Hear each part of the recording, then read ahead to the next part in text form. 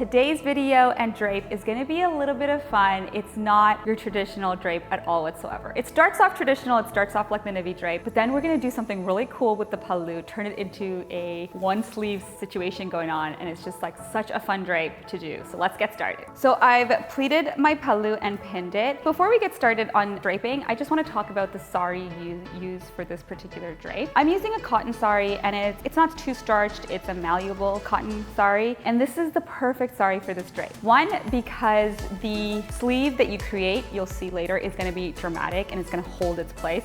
If you use a sari like a satin silk, it'll kind of just fall, and it will give you a different look, and if that's what you're going for, cool, but it's not gonna give you the same puffy sleeve that I'm gonna achieve with the cotton sari. Perhaps more important is that you don't want to iron down any of the pleats, because as I drape, you're gonna see it's really hard to plan ahead of time where you have to fan the pleats and where they're gonna stay. So for that reason, I highly recommend for this drape using a sari that doesn't really need to be ironed and is gonna give you that puffy, dramatic sleeve. So you start the drape like you would the Nivi Drape, and then once you get to the front, what you do is get to the other end of the sari where you've pleated the pallu, wrap it around once, take the pallu, put it over your left shoulder, and make sure that the last safety pin where you measured your right hip, it's around. Get the other end of the sari closest to me and pleat this like I would for a Nivi Drape. Stagger the pleats like you would for a Nivi Drape, pin them together and tuck it in.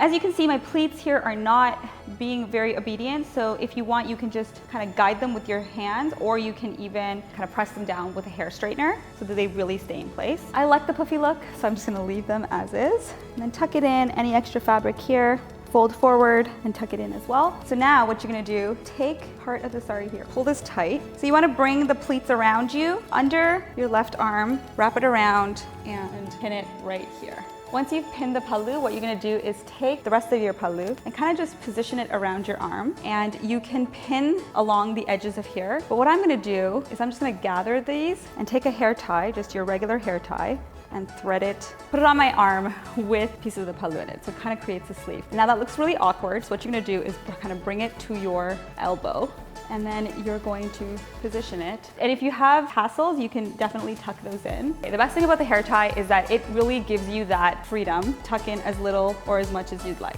Every time you do this, it's gonna look different, and that's the wonderful thing about this drape.